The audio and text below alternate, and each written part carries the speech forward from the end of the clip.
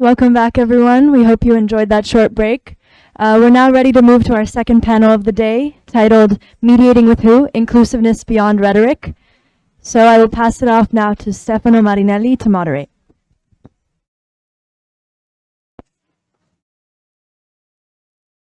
Thank you. Here. So, welcome back. I'm Stefano Marinelli, member of Agency for Peace Building, and welcome to the panel discussion titled Mediating with Who? Inclusiveness Beyond Rhetoric. And mediating with who is the question we pose today, because given the growing complexity of armed conflict dynamics, the inclusion of all relevant stakeholders from various levels of society to various parties to the conflict to vulnerable categories that were previously excluded is not only an ethical issue, but it is also a matter of effectiveness to reach a durable and sustainable peace. In his report, Peace Building in the Aftermath of Conflict, the UN Secretary General defined inclusivity as the extent and manner in which the views and needs of parties to the conflict and other stakeholders are represented, heard, and integrated into a peace process. And here, that's why the title mentions inclusiveness beyond the rhetoric, because that's the issue of tokenism, of the inclusion of some stakeholders, and the authentic and true inclusion of all stakeholders is essential to support a peace that is truly locally owned and authentically representative of all parties to the conflict and all levels of society.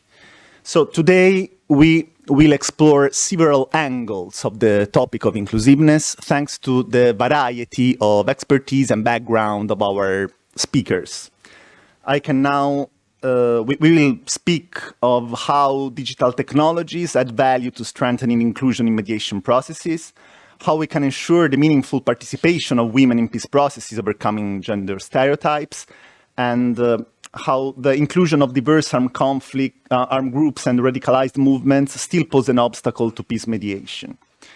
So I'm happy to introduce our distinguished panelists. Joanna Poutanen serves as the head of Women and Peacemaking and Digital Peacemaking at the CMI Initiative, Marty Ahtisaari Peace Foundation. She leads CMI's organizational priority on strengthening the role of women in ongoing peace processes and enhancing gender-sensitive mediation capacities of key actors globally. Dr. Evelyn Pauls is the impact manager of Gender Justice and Security Hub based at the LSE Center for Women, Peace and Security, and an associate researcher at the Berghoff Foundation. She recently led a participatory action research project examining the reintegration of female ex-combatants in Colombia and Uganda, as well as Burundi, Indonesia, Nepal, and the Philippines through documentary filmmaking. Finally, Francesca Caruso is a researcher focusing on Central Africa peace and security issues. She has been working for the community of Sant'Egidio within the international relations team with a focus on conflict mediation. Francesca has also worked as a researcher for the Istituto Affari Internazionali within the North Africa, Middle East, and Africa team. As the previous panel, each panelist will begin with a 10-minute speech to provide their main insight on the topic of inclusiveness. Then we will open the floor for questions for the audience so that we can ensure an interactive dialogue, which is the feature of the Bologna Peace Building Forum. So the speakers will speak from your left to your right. I will first give the floor to Joanna Poutanen for her speech. Thank you. Thank you so much, Stefano, and a very good morning to everyone. I first also want to reiterate my thanks for the Agency of Peace Building and all of the partners for this really superb event, and as was noted, an extremely timely and important topic at a critical juncture. And I'm absolutely delighted to be here on this panel with very knowledgeable colleagues. I will focus my remarks on the question of how to ensure women's meaningful participation in peace processes, and I draw my insights on CMI's work over 2 decades in dialogue and mediation, and as noted, we have a strategic priority on strengthening women's roles in peacemaking. So that experience from various contexts, from Palestine to Yemen to Afghanistan to Libya. So it all begins with the proper context analysis. all begins with proper context analysis. We know that that's the foundation for good mediation effort. So I think as we start to talk about the strategies to enhance women's participation, we should also revisit our context analysis of what is the mediation landscape today. And I think the panels yesterday and today have done a really great job in kind of outlining how the mediation landscape is changing in a profound manner. So that should also prompt us to consider how our strategies for inclusion are changing. I will not repeat, I think it has been eloquently already articulated what those changes are, but just to point our attention to 4 key changes. The fact that the nature of conflicts is changing, there's increasing fragmentation, international conflicts are again on the rise, or interstate conflicts, there are new drivers of fertility from climate change. The second, that the mediation actors are diversifying, not necessarily a new one, but the set of actors is diversifying. Third, and partially as a consequence of these two, mediation processes look very different today. We rarely have one comprehensive process led by a multilateral organization, but rather an ecosystem of different mediation efforts. And fourth, of course, the overall global political climate, including increasing focus on heart security, has profound implications on the space to discuss human security and inclusivity and women's rights and youth rights in this context. So I would suggest that against this backdrop of a changing landscape of mediation, there are kind of new 3 actions that we should take and kind of shift our strategies of women's meaningful participation. But also I would accompany those with 3 actions that are long-standing ones, despite over a quarter of a century on women, peace and security agenda, that those continue to be relevant. The first one of the newer actions is that we need to make the case again for women, peace and security. In between, we're again getting to a phase where it was less about the why, but more about the how. And I think we're back in kind of square one, that we need to make the case again. Of course, also considering the diversification of mediation actors. And there, most importantly, we need to learn how to have these conversations with those who don't necessarily already are supportive of the agenda. We talked earlier about, not only talking to those who are like-minded, and then sometimes women, peace and security conversations tend to be a bit of like echo chambers where everybody nods and agrees with one another, but how are we discussing that question of women's inclusivity with those who may not, at least from the outset, agree? And the key message there to me is that women, peace and security is not a separate gender equality agenda. It's a fundamental way to advance peace and security. The second I would suggest is that we shift the focus from women's inclusion to the question of agency. And this comes from the fact that we no longer have one comprehensive process where we can talk about including women too. In many cases, we don't have a process at all. Or if they are, as I said, they're very, very fragmented. And I think we would do much better to focus and recognize the agency that different women's networks, constituencies, and actors have, and how we can support that agency to do conflict prevention, to open up new spaces for dialogue, pockets in dialogue where no formal processes may not even exist. And here we should also acknowledge the non-traditional channels of political participation. And I think here linking to the digital sphere as well, that there are already spaces where dialogues or conversations are happening, and how do we tap into those or support those? Third is that we do need to harness digital technologies. There are new opportunities that digital technologies can bring to dialogue and mediation efforts, new spaces, new ways of engagement. Yesterday we talked about this in more detail, so I will not repeat those conversations. And there is a great publication by the Agency of Peace Building that outlines the opportunities and risks on digital inclusion, but also because digital technologies are changing the nature of warfare. I mean, cyber warfare is a case in point. That also has implication, the new type of expertise that different women's organizations, for instance, need to strengthen in order to meaningfully contribute and engage in those aspects. So yeah, against the changing landscape of mediation, I think I would call to these kind of three changes: shift focus to agency, making the case again for women, peace and security, and harness or master digital technologies. But then there are the three long-standing stumbling blocks that I would repeat. And first is the fact that this work is still not, women, peace and security agenda is still not resourced properly. The statistics on the funding are a disgrace, and I think somebody has wisely said that, don't tell me what you value, show me your budget, and I think it very much applies to women, peace and security agenda.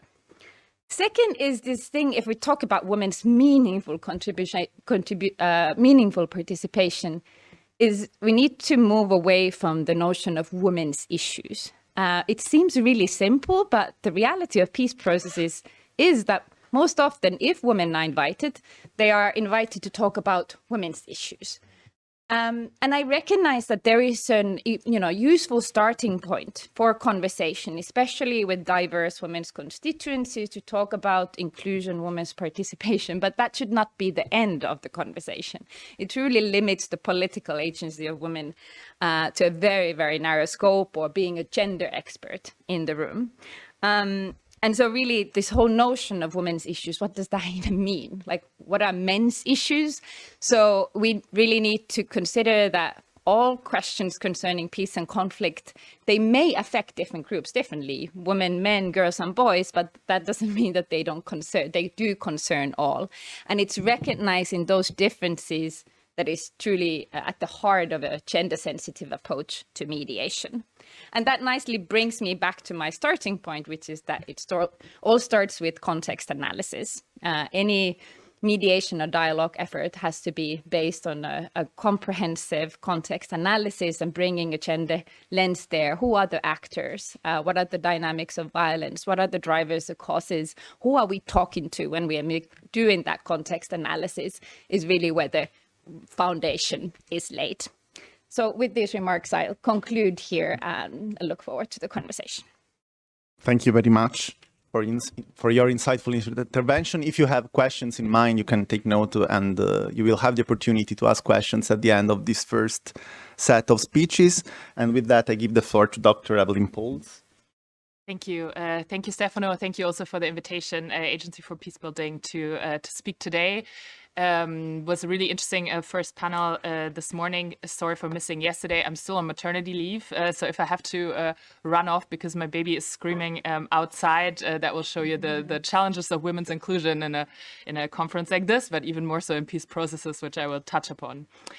So thank you so much, Johanna, actually for outlining these points. And I think what I wanted to say kind of feeds perfectly into that. The first point you make was to kind of the need to make the case again for WPS. And I'm an academic by training, so I thought I'd provide you at least with some statistics, even though I assume we are, in general, one of those echo chambers where we do all agree that the inclusion of women is essential in mediation and peace processes.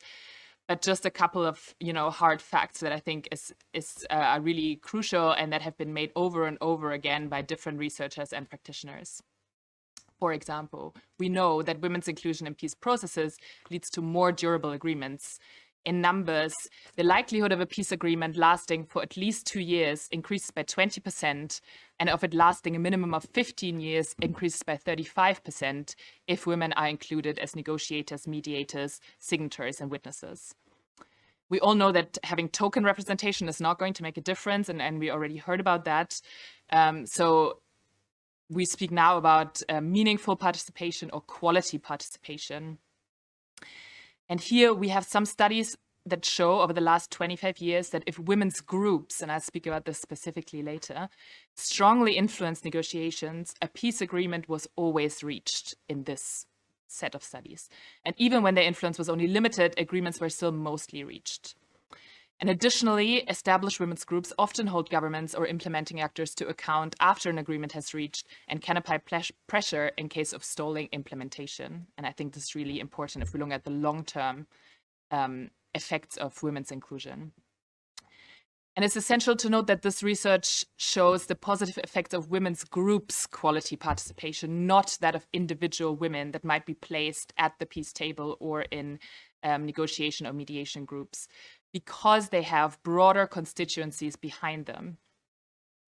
And just one small word on content, and I think Johanna also touched on that, on this question of women's issues. It's key to understand that when peace processes include significant women's participation, these agreements that are then reached are more likely to address issues such as land rights, key provision of social services, sexual violence, and abuses by government and security forces, all of which are crucial to building sustainable peace and are by no means to be understood as women's issues. Just a couple of best practices, and I'm happy to go into details more later. I know it's basic, but instituting women's quotas is still important because we still see that time and again, we have no women at the table. One of the key challenges, of course, and that was also spoken about in the previous panel, is that inclusion is often only successful after massive lobbying efforts by external actors, which makes the credibility of the actors then included often a little questionable, and the buy-in from conflict parties might be lacking. So I think it's really important to consider. I already spoke about the importance of women's groups being included rather than individual women. And here also to design clear transfer strategies vertically between negotiation tracks and horizontally between issues. We often have women's participation sort of around the table, outside the table, etc. But those processes sometimes do not feed into the main kind of negotiating table. I won't speak about budget. We've heard that a lot. Obviously, providing targeted, flexible, and continuous funding is really important, and ensuring diverse representation of women's groups and other groups is also key, right? Not all women have the same perspective. This should be basic and understood by now. And different overlaps of layers of oppression and discrimination, including, but not exclusively, socioeconomic background, race and ethnicity, gender and sexual identity, disability, etc., are really important here. And finally, making processes accessible. This is a really practical point. I could come here today because my mom happened to be in town, so she can take my baby. But if I was, a woman on some remote island in Indonesia having to travel to Jakarta to participate in the peace process for 2 months without being childcare provided, what's going to happen? I'm not going to go. Just a couple of words, and then I'll close on digital technologies. And I know there's a great paper out there, which I haven't had the chance to read yet, but I'm very much looking forward to it. So I hope I'm not repeating the points. But I just want to make a couple of observations about the gender perspective sort of on digital technologies. We, of course, know that there's a lot of really relevant opportunities for having increased sort of digitalized peacemaking or mediation efforts, or just ways of broadening the table. But of course, there's also a risk of exacerbating the digital divides, urban, rural, generational, but also the gender divide. So just a couple of thinking points on that. We should keep in mind whether women have access to phones, laptops, the internet, if that is controlled by spouses or partners. I know the CMI is working on this dashboard, which I think is really important on accessing data kind of in an easy way. Do they have the digital skills to take part meaningfully?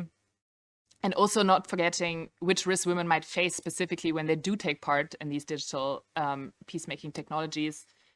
We know that women face higher risk by engaging in social media, etc., for backlash and being specifically targeted for their participation. So how do we create safe spaces for women to participate? And are these online platforms moderated, etc., by specific actors? So we need to be proactive in designing new technologies and taking a gender and diversity lens into account, and not just sort of tacking it on. Maybe I'll leave it at that. And I'm happy to talk about more examples, etc. But I know my colleague will give us an impression of that. So I'll leave it to that. Thank you. Thank you. Now give the floor to Francesca Caruso for an example, a practical case of inclusion. Thank you very much. Good morning to everyone. I'm very happy to be here. Yes, today we are now discussing about inclusiveness in peace process, and we are trying to understand how we can include women, what's the role of digitalization, and also the role of youth. To be honest, when I read these questions, I thought that I don't know if I'll be able to answer directly to this question, but I think that today I can describe to you what has been an effort of inclusive peace mediation. And I'll try to do this by describing Sant'Egidio's mediation in Central African Republic, which started in 23 and is still ongoing. So, as you all might know, the Central African Republic has been involved in many brutal civil wars. And the last civil war occurred in 2013, when rebel groups in the north of the country, united in a coalition called Seleka, took power in Bangui with President Jotodia. So atrocity committed by Seleka soon led to deadly reprisal by anti-Balaka militias, self-defense committees made up of villagers and former soldiers, while UN peacekeeping forces and French troops were deployed in the country. The war lasted until 2019, when the government of Touadéra signed a peace agreement with 14 armed groups. Today, we can say that the country is more stable, is more peaceful. The president of the state is, moreover, in all the prefecture. I was there last week. But of course, there are still many threats to peace and stability. For example, 7 of the peace agreement of the armed groups that signed the peace agreement in 2019 withdrew. And of course, the threat from Chad and Sudan pose increase the instability of the country. So in this context, what has Sant'Egidio done? Sant'Egidio started to know CAR in 23, when he started to build a wide network of contacts thanks to the Archbishop of Bosangoa. And the relations with institutions, representative of parties, hosted from power, exponent of armed groups, a dense network of contacts with the leaders of the Catholic Church allowed Sant'Egidio to know better the ground and also to be reactive when the war erupted in 2013. So in the first phase of the civil war, President Jotodia, because of this knowledge of Sant'Egidio, asked to the community to try to work for a national reconciliation. And Sant'Egidio, within a couple of weeks, conveyed a multi-confessional delegation composed by Muslim, evangelical leaders and key politicians that signed in Rome Le Pacte Républicain, so the Republican Pact, a declaration which committed the signatories to democratic values, such as respect of election and the defense of justice, and to a kind of good conduct in this transitional phase. The document was also important because it was an occasion to create the Central Africa Interreligious Platform, an institution created under the willingness of Cardinal Zapalainga that has operated during the whole crisis in order to diffuse interreligious conflict. So when however, then the anti-Balaka that I named before, a Christian militia without a precise leadership, emerged on the ground, started to target Muslim, and President Jotodia had to resign, and violence slept out of control in the country. So in this phase of the war, during which dialogue initiatives were multiplying at all levels with a large number of international actors, Sant'Egidio focused on inter-community dialogue, the support of the Bangui Interreligious Platform, and individual initiatives aimed at diffuse tension between religious communities. For example, in May 2014, the community brought to Rome a delegation of Muslim community leaders from this neighborhood called PK5 in Bangui, which was at a time when the Muslim community was isolated, subjected to violence, and prevented from doing business. This meeting was important because it allowed for the dispelling of the myth that Muslims were connected to Boko Haram or other terrorist groups, but as well, it also created the opportunity to make confidential contact between the Muslims and French diplomats. This was important. Why? Because most of the Muslims at that time thought that they were targeted by the military, the French military intervention. Another good example is that Sant'Egidio tried also to favor the exchange of prisoners. How? Thanks not only to the capability to speak with a wide range of armed groups leaders and elements on the ground, but also because it has gained in time the trust of international organizations such the Red Cross, but also the UN. And in order to support the electoral process, Sant'Egidio brought together in Rome several leaders of political parties, even opposing ones, and the meeting culminated in a declaration of intent called the Patriotic Appeal. This, of course, helped also for a good ongoing of the election, which elected President Touadéra.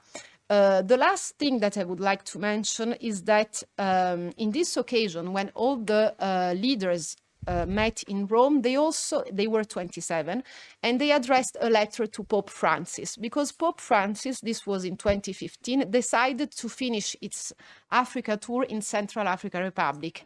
He decided to do this against all the international, let's say, community advices. Moreover, France, they were all very worried because the Pope wanted to cross the combattant neighborhood and the Pécassin in the Papa Mobile. I don't know how we can say it in Italian, but without any protection. So it was quite let's say, a difficult trip.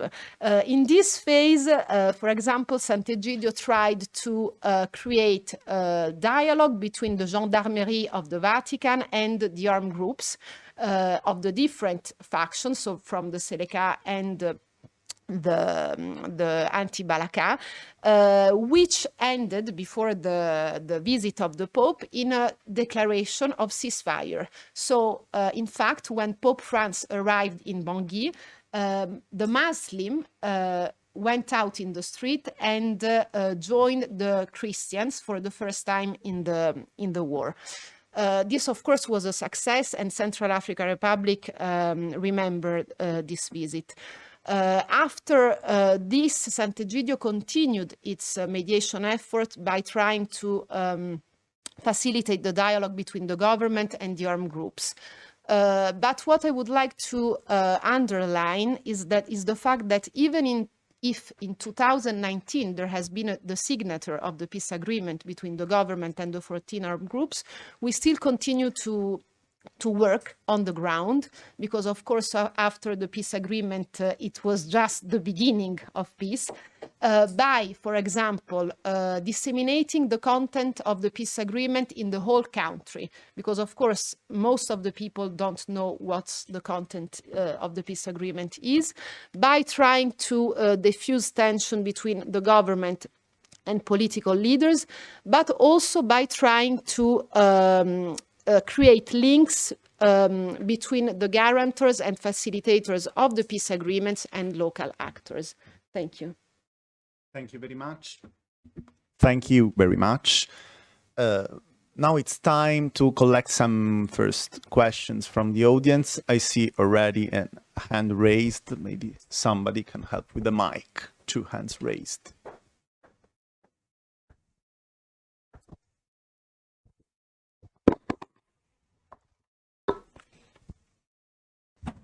Hi, nice to meet you all. I just want to mention about I forgot your name, but you mentioned that Johanna, we need to change the perspective from women issue, get rid of that, to different, like what are men issues. Men issues are first war, they start the wars. And we do not have mano side, like there is no man killed by their wives. So still we have the women issues very strongly. And as a person who I had the whole opportunity to become an effective person in our country, but so we had to leave our country because we were women. It's an issue, and we need to address that. And I believe in women in power, but how I can become in power or other women become in power when there is a still need to address the issues. Women are excluded from even going to a school. Men in Afghanistan, they don't have this issue to not be participating in schools. Like when they are in 6th grade, they cannot go to school. They cannot go to work. They are extremely, it's gender apartheid, and men, they are not facing this gender apartheid from women. I, as a person who believes in women empowerment and women run offices, I need to have some advices from women who are working for peace building. If we wanted to be a part of peace building in our country, I'm sure the situation were different. But I have a question from women who are working for peace. Why you do not address the issues of women around the world? Maybe you are in a different stage, but there is still very fundamental issues that should be addressed. Thank you. Thank you.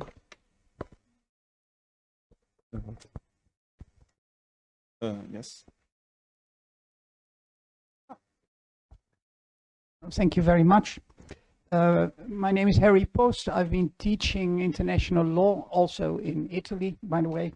And I first make you a great compliment about what is going on here, because what is going on, I think, is that mediation as let's say, a method or a technique to prevent war and to build peace has been further structured. And I think that is very important. I mean, it was always with us, but it is clearer what its impact may be. I think that is a process which should continue, because there is still a lot of work to be done, and all kinds of, well, cornerstones have been produced here, and they should be brought together.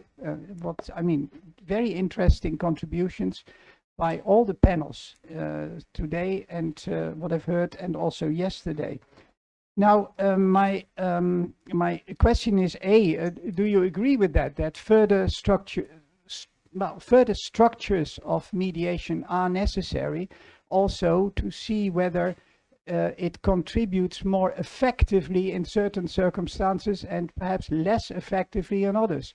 I'm thinking about the difference between, well, creating a peace agreement in a situation of war, suppose it's an international war or a non-international war, and also to prevent war and to prevent terrible atrocities as we see around us.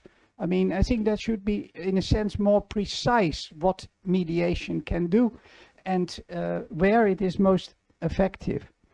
I hope that will be accomplished. One point, I have the feeling when I listen around here that mediation generally is more effective in a situation of, well, of civil war, of internal atrocities, than in the more, well, I would almost say classical international conflicts where war is already there, like Ukraine or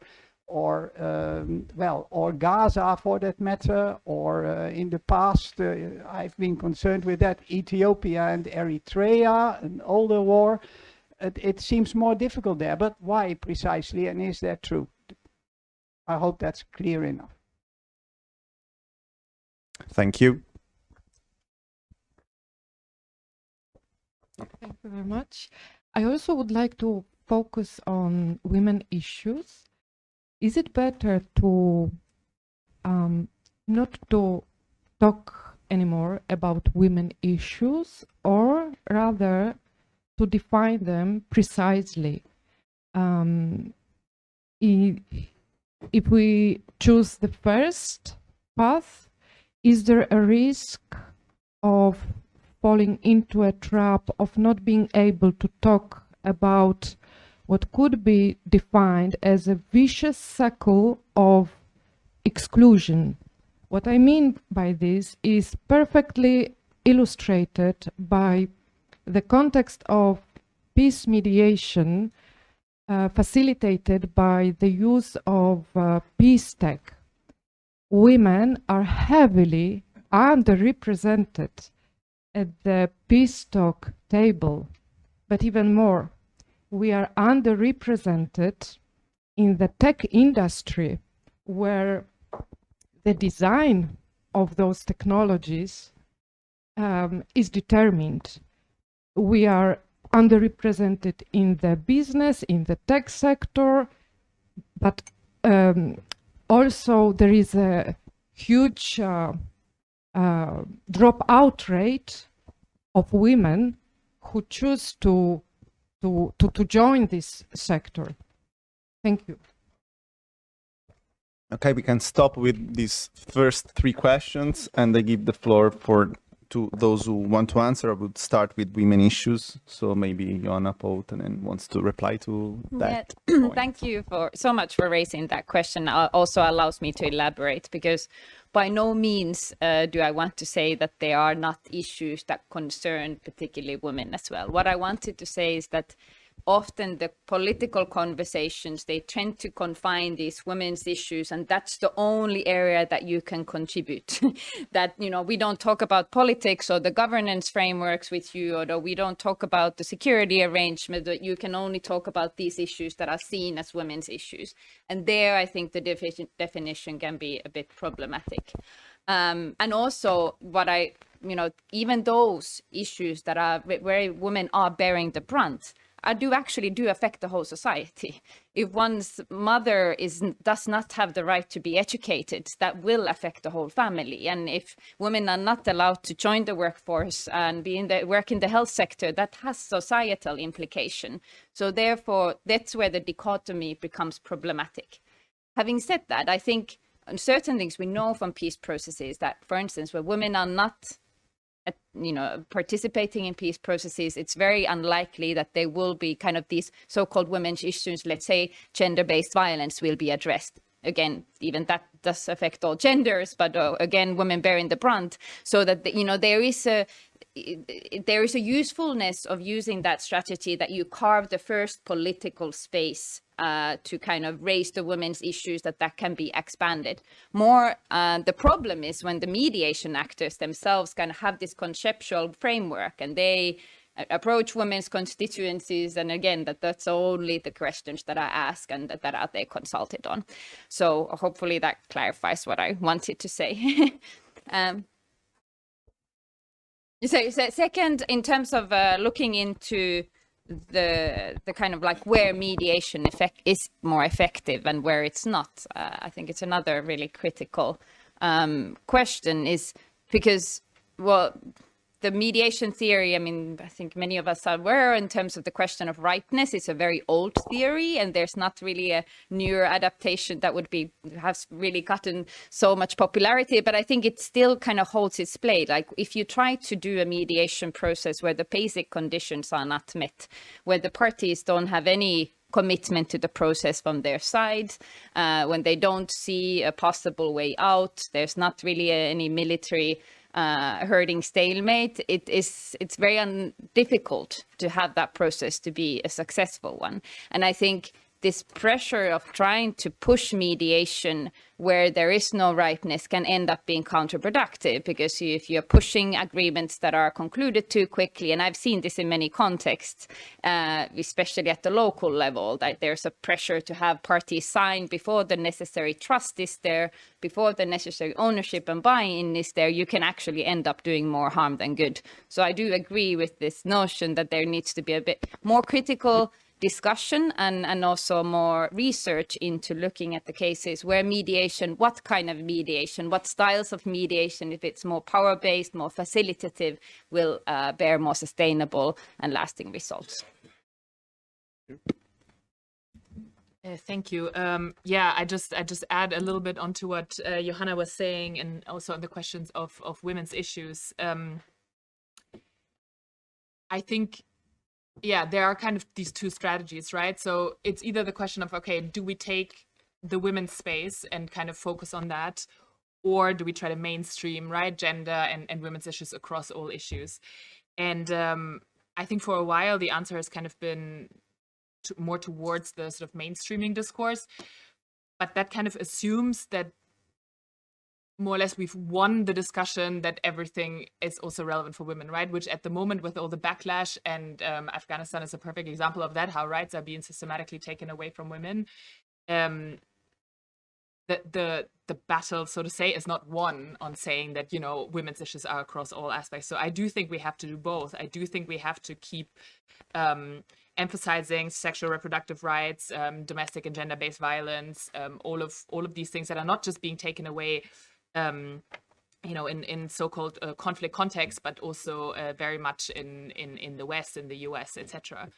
And the second point, I think, on tech and potential risk there, I think is really important. We see this with AI, how you know, some of these biases, both on gender and race, are kind of inbuilt into the technology because it learns obviously from what's already out there, which is misogynist and racist, you know, large parts of the internet. And so we should be careful in how we integrate these technologies, also because of the understanding that maybe some of us who are not experts in the tech field and are partnering with these businesses, what that might do to the process, right? And also, I mean, both from a gender point, but also just from a business and profit interest kind of perspective, like what does the presence of these actors add or detract from the process? And just one point on where mediation might be most effective. I think just one really important point, which also has been spoken about in the previous panel, is just about the credibility of mediating actors, right? And this is both of Western actors, of so-called new actors that are, you know, engaged in these processes. How are they seen, obviously, by the groups involved? And I think this is relevant both for civil, but even more so for sort of international, interstate conflicts, like who is being even taken seriously as a mediator, I think is really important. And I will run away for 5 minutes because my baby is screaming, but I'm coming back. I just wanted to say two things on the participations of women in the peace process, giving you an example of last week. So I was in Bangui in Central African Republic, and we organized this closed-door meeting between 18 préfets and sous-préfets of the West region in the border with Chad and Cameroon, together with the international community, meaning the UN, African Union, CEAC, and the ambassador of the neighboring countries. Out of 40 people, we were just 2 women. So, of course, when I met the day before the préfet and sous-préfet, they were only men. I was the only woman. And I told them, look, you see, there is a problem. You are just men. I am the only woman as usual. And they looked at me and they told me, what do you think? Do you think that in our region, where there has been a conflict for 10 years, where there are armed groups every day, a woman can be a préfet or a sous-préfet? Of course, the security context doesn't allow women to be to have power to stay there. So of course, in this case, I was silent, and I told them, okay, you are right. I understand. So this is to say that in a way, I think that it's very important to focus on groups and on minorities, and to try to create the more inclusive process than we can. But in the other way, we also need to understand the context. And sometimes, even if there are only men, it doesn't mean that the process is not inclusive. What I think that it's the most important thing for a successful peace process is to find political leaders, because most of the time when we are trying to mediate between governments and also armed groups, you understand what they like to say, the root causes of the conflict. This is very clear. But then when you want to do the step forward now and say, okay, let's find the solution, it's always very hard to understand the political program, the political project of the belligerents. And when you are a mediator, if the people that you are trying to facilitate don't really have a political project on, I don't know, the share of natural resources, for instance, this is the most important, the most problematic thing. And I think that there is too little attention on the political, let's say, importance of the ideas rather than groups. This is my... Thank you very much. I'm asking if you have further questions, otherwise I can finally... Oh, okay, we have two authoritative questions by Bernardo Venturi and Selina Del Felice. Thanks, Stefano, and thanks to the prominent panelists. I want to ask you to elaborate more a little bit on effectiveness versus inclusiveness. It's something that was mentioned today in the first panel. And there was a kind of call for pragmatic approach, and something that was not directly taken today in this second panel is how far, I mean, this pragmatic approach is not inclusive. And something that we heard in the last month is that about timing. So the first steps maybe in terms of mediation can be less inclusive, and then the further steps can be more inclusive. That's an option in some contexts. I mean, sometimes mediation lasts months, years, and so on. So this is really an issue that I would like to dive deeper, and especially from your side, maybe. And to Francesca, you mentioned the Central African Republic case and the great work that you are doing, and the entry point that was, as far as I understood, mainly the religious one, the religious perspective. Can you compare on your work more on Chad, for instance, and Sant'Egidius' work on Chad, and what's the entry point on that level? What does it mean in terms of inclusiveness? Thank you. Thank you. There was another question. Right here.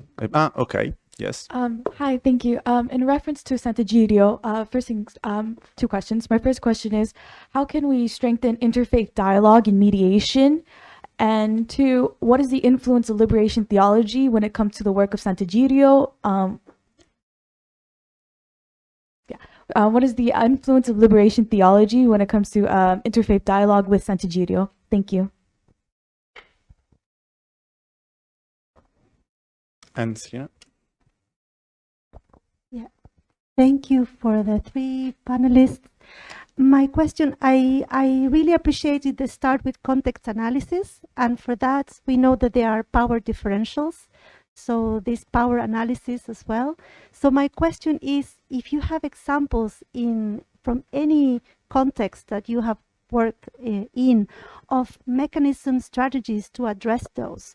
There are many visible and invisible barriers that you mentioned to participation, so issues of protection, accessibility, so many. So choose one in which you say how that was addressed. And the last thing I want to say is that some of those barriers are being addressed by women's groups, as you mentioned, and youth groups, and this sometimes more formal civil society organizations or less formal that are empowering those individuals in channeling and being participating in the mediation processes. So I'm really looking forward to any experiences that you can share with us. Thank you.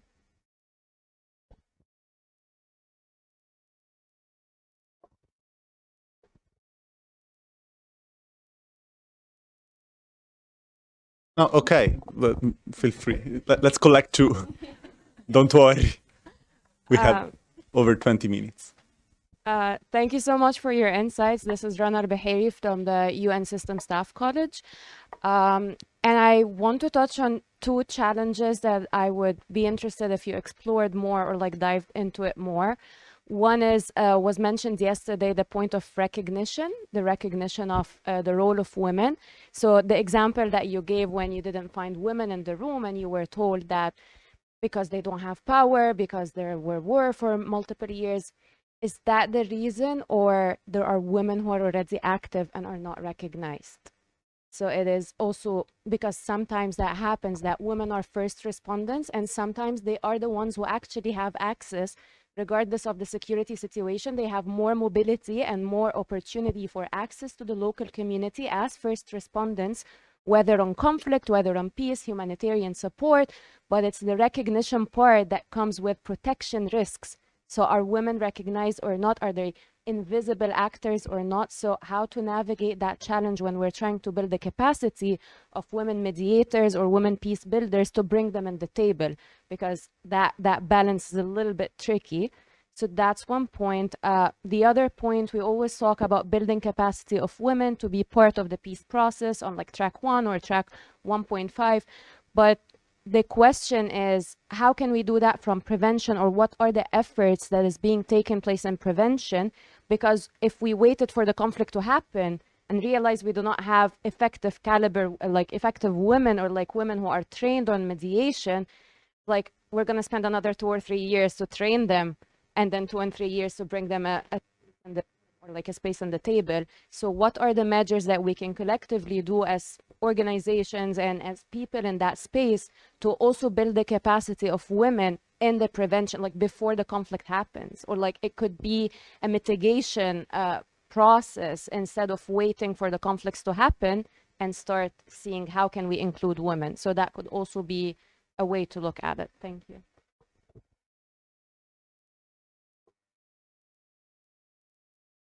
I see there are more questions, but I would stop here, so also to allow possibly Dr. Pauls to answer them when she's back. So let's start with the psycholo questions. Who wants to address them? I can start. Great questions once again. I will start with effectiveness versus inclusion, and it's great that we have that on the table. To my knowledge, there is no empirical evidence or research suggesting that inclusion would undermine or decrease effectiveness. I'm happy to, and I really look forward to receiving if there are any articles otherwise. Well, I understand, but I think your point was that this is the argumentation, the way it goes. But I think that's it. That's the most important to first recognize. The second thing, to me, it's a fundamental question, what are we aiming towards with the process? If it is, let's say, a process of purely focused on trust building between various groups, I think it's a different type of process. Then you can focus on the actors that need to be built trust in between. But if we're talking about the process that really is kind of reshaping a political framework for a given country, then different notions of inclusivity have more weight. And I think that needs to be a first question to be answered. Second is that there are different modalities when we talk about effectiveness. If it's difficult to manage a table, or if there is a table with a multitude of actors, there are various avenues of inclusivity. There are consultations, there are problem-solving workshops, there are engaging with different constituencies kind of through discrete channels, using track 2 actors to do that. And also if there are political impediments to expand the table. So I think that's not direct participation is only one avenue. It's important, but only one. And really, again, I think it does start with the context analysis that who are the different actors, what are the best way and also the safest way to reach them, and how they can be engaged in the process. And yes, and that's, I think, coming to when you said that the first steps, I think, and that's the first step, and that's where the inclusion should happen. Then there may be some steps for like small trust building exercise that are more exclusive in nature, but that is never the first step. Second, the question about power imbalances and concrete examples. kind of also relating to this notion of, there are no women in the room. They are in all contexts where we work. There are power imbalances, usually disfavoring women. Let's say we supported the dialogue process in Libya with Libyan political parties. Had we invited only the chairs, there would have not been one woman in the room. But it was a conversation with the political parties saying, hey, this is what do you think if we would have one woman and one man from each of the parties? And there's like, yeah, no problem. And so, I mean, it's also like looking at from the process design, what are the requirements for participation, what roles you are looking for and why. But then also things, power imbalances that are not addressed. From the South Sudan case, for instance, we convened the South Sudanese stakeholders, the women who did take direct part in the formal process afterwards in a reflection workshop. And, what was useful, what they would have done differently, what was a key challenge. There was a lot of harassment, sexual harassment, psychological harassment towards them in the process. What they said, what they would have wanted, that from the early on in the process, there would have been a clear code of conduct saying that this is not allowed in this space and that there would be clear sanctions for not abiding by that. So that I think that's a clear lesson for future processes to take care of, to address some of those power imbalances and the risks. Very briefly, just on the building capacity of women, I struggle with that. I think there's also research saying that, so much of the women, peace and security is only building, women get the training and men get the opportunities. And there's a bit of sense, this patriarchy that you just need. Of course, there are targeted strategic capacity building that is useful for everybody, but exactly for everybody. And I think just the notion of prevention, I'm not sure necessary capacity building is there what is needed. It's more about recognizing that agency. And I think women mediator networks that we raised yesterday, Italy also leading, having the Mediterranean women networks, there's a lot of expertise there already on mediation that could be used in a discreet manner for conflict prevention. If given some of the women are often, because they're not in the politically kind of powerful positions, they can act in a discreet manner that is important for prevention. But that works needs to be both recognized and then supported. So thank you. So on the effectiveness rather than inclusiveness, I believe that sometimes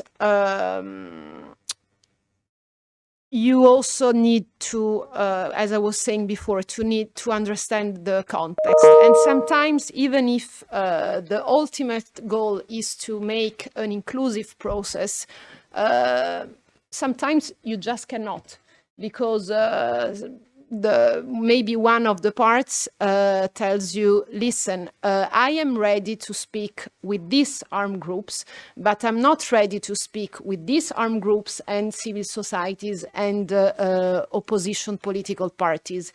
So what do you do in this case? Do you do, okay, so we stop all the process, or you say, okay, let's continue, and maybe in parallel you keep the contact with the opposition political parties, with the civil society, trying very slowly to convey all together. So I think that it's peace mediation requests a lot of patience and time.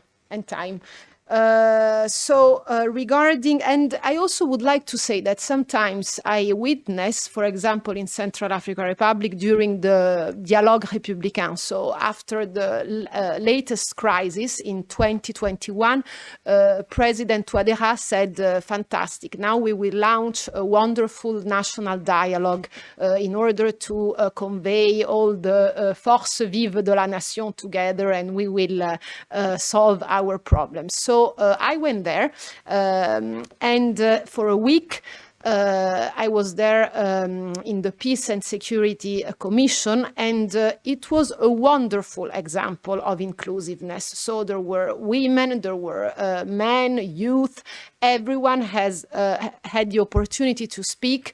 and all the debates were disseminated in the local radio. So it was incredible. All the country was participating, and I was enthusiastic when I was there. So I came back to Rome saying, "Well, fantastic, the national dialogue." Then it ended in a week.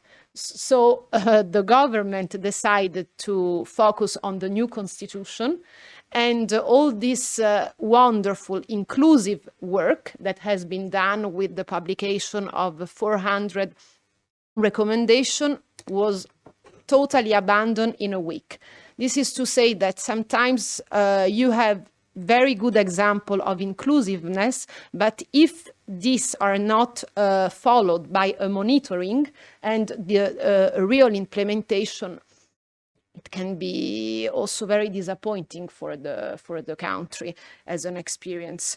Regarding the inclusion of women, what happened to me last week, I think that it was true, because in Central African Republic, and all the ladies that are advocating for more women in the peace mediation know it, Samba Panza is one of has been the first Africa president, maybe the second after the Liberia, but the first or the second women Africa president in 2015. You had a lot of women also in politics, also during this dialogue that I told you. I remember that the president was a man, and all the women came and said, okay, now the woman will be a vice president without any vote. We decided, and that's it.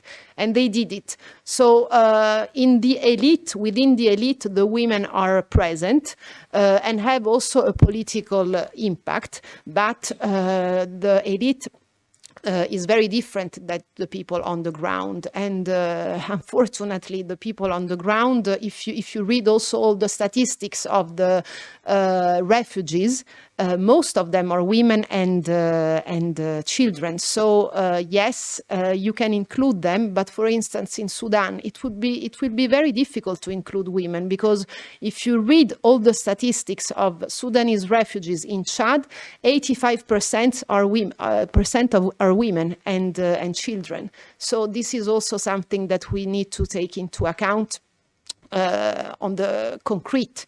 When we need to try to make some peace dialogues. Thank you very much. The last set of questions for the last 10 minutes. Who had raised a hand previously? It's one man.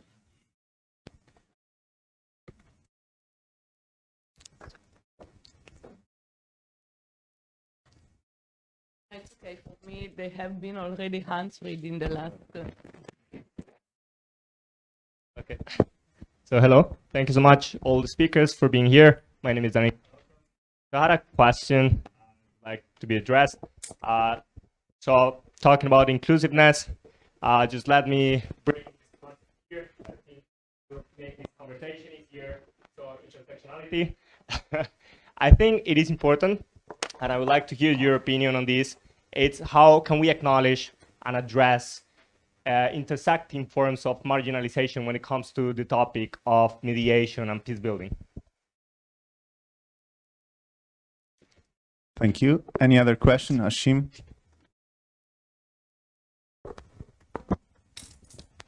Thank you, speakers, for the good presentation. One thing that I wanted to ask, how difficult it is to get a credible mediator, because I'll give one example. In my country, Tanzania, and specifically Zanzibar, from 1995 up to 2005, there has been a number of international mediators between the ruling party and the opposition, a lot of challenges. And from 2005, if you read the Zanzibar reconciliation, the work that has been led by Kjetil Tronvoll, professor in Norway, that until when the key political actors in Zanzibar, they speak among themselves, then they reach a reconciliation on agreement. That's a agreement that is still ongoing until today, from 2010, where they formed the government of national unity. But they didn't have any kind of external actor or mediator to them, just they speak themselves. So could we see this as an example for some of the conflicts? Because sometimes the moment you bring a mediator, from the time that you announce this is a mediator, that's the end of the discussion, no matter what has happened. Thanks. Thank you. Thank you. I'm Alessia. I am a student at the University of Bologna, and first of all, I would like to thank all the panelists. It was very interesting and inspiring. My question concerns both agency and women's issues in a way. So we know there is a tradition of active female participation also on the side of combatants, supporting groups, and involvement on the ground, not only on the side of mediation. But at the same time, sometimes the feeling is that violence is not really a woman's issue. So I was wondering if during the process of mediation, what is the standing towards ex-combatants or female combatants at the mediation table, and how this reflects then on deployment, disarmament, and reintegration processes, considering that women are first victims in conflict, but also as combatant involvement, and how this affects their reintroducement in an inclusive society in post-conflict settings. Thank you very much. So intersectionality, credibility of mediators, and women and violence, we can say, with women combatants. Very brief answers so that we finish on time, but it's interesting to hear your points about these complex issues. Thank you. Okay. Intersectionality, a really important point when we talk about inclusion, of course, that there are multiple dimensions. I think that there's, on the positive side, there's an increasing recognition of that. Couple of points. I think one strength, I would say that in many contexts, it is the question of women's inclusion. Or it might be the one aspect of inclusion can open up questions and conversations about other dimensions of exclusion. So, you know, in certain contexts, it might be women's inclusion, that then you also raise questions about minorities and so on. In another context, it might be youth inclusion that is an avenue to that conversation about what this society is part of and what other patterns of exclusion therein. However, a caveat is that sometimes in the women's participation, you see that, you know, there's an really unrealistic expectation of representation. You have like a woman, but can that also be a woman from the rural community, and also preferably from an ethnic minority, or otherwise it's not a representative woman. So let's check our own biases in this regard.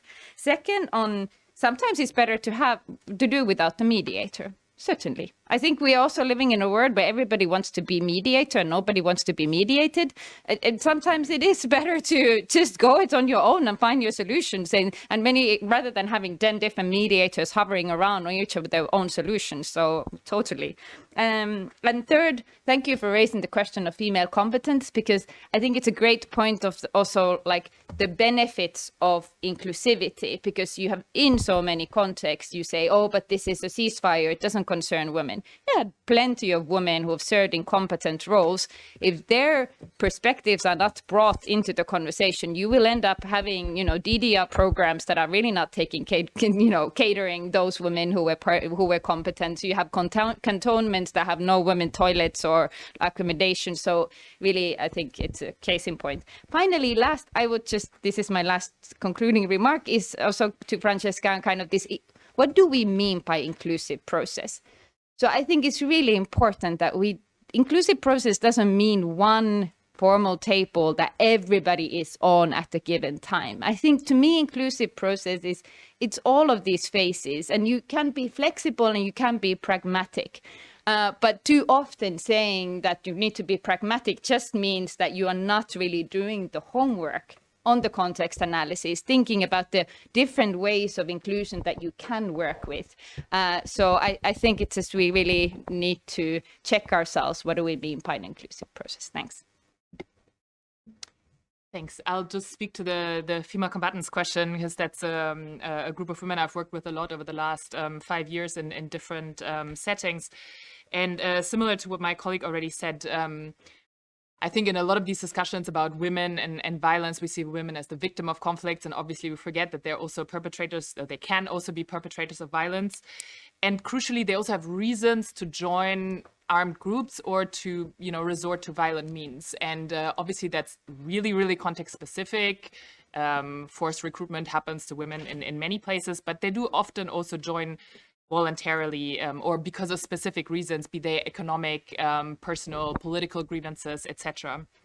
And if we don't kind of take these reasons into account in the peace processes or mediation processes that we design, they are most likely to be unaddressed, right? And while we do think of male combatants as a security risk in post-war settings, which should be questioned also from a gender lens, we don't think of women as such. And there's very few studies on this, but one really interesting one is, for example, in Angola, that showed that actually female combatants, when questioned around 10 years after they've demobilized, about their propensity to resort back to violence, it was a higher percentage of women that said they would consider this compared to men, right? So I'm not advocating to say that, okay, we should also see female combatants as a security risk, but it's just to look at the reasons for why they join the fight. And we've spoken about Colombia before, which is often taken as one of those, wonderful gender inclusive processes, but actually speaking to and working with the female combatants that,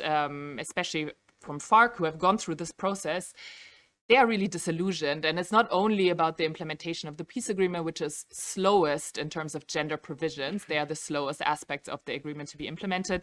It's also the violence they take, the backlash they take, the difficulties of reintegrating into so-called peaceful civilian society, the expectation to go back to sort of domestic roles when they've spent the last, 10, 15 years fighting against that. So yeah, that's just, so thank you for bringing that up, and just to note that, yeah, exactly what do we mean by inclusivity? Not all women are the same. This also speaks to the intersectionality question, that we need to consider this, these group of people from the various different backgrounds that they come from, and that includes women who have committed acts of violence or have joined armed groups voluntarily. Thank you. Thank you. I totally agree with you, and I believe that an inclusive process, it's not just a one-day event with different stakeholders, and this is why I told you the story of Sant'Egidio experience in 20 years in Central African Republic, because it dealt with different stakeholders and according to the need at that moment. So in a moment they had to mediate between the government and the armed groups, in another moment between the government and the opposition political parties. It depends on the need of the moment, but I think that when a peace process is inclusive, it is also because it had the time to be. So unfortunately, time is an important ingredient. And regarding the credibility, what I listen to the people with who we try to mediate, I have the feeling that the two main important things are confidentiality. So they really need to know that what they say remain in the room, and that you will not use their information without their permission. So this it's key for them. And the other. I wanted to say another. And the other very important thing is the fact that they need to believe that you don't really have the solution. So they will bring you the solution together with the other stakeholder, with the other belligerent during the peace process. If they feel that you already wrote a declaration, a peace agreement, they feel frustrated. They want to be listened, and that you help them to find the solution, that you don't give them the solution. So this seems to me a very important ingredient to be credible. Thank you. Okay, thank you very much. It's now 1 o'clock and we are closing the panel. I thank a lot our distinguished panelists for the quality of their strong presentations and also the audience for the really interesting interaction. I had a number of curiosities, but they were really all addressed by the audience. We could elaborate dialogue where we focused on the most challenging aspects of inclusivity even in our echo chamber, where we all agree that inclusiveness is a positive thing, but from female combatants to the credibility of mediators to the armed groups, there are plenty of controversial issues that it's complicated to address. Now it's time to call for the lunch break. The lunch is self-organized, but I invite speakers to follow there for the meeting. And we will meet again at 2:30 for the third session titled The Future of Contested Peace Mediation. Thank you very much. See you later.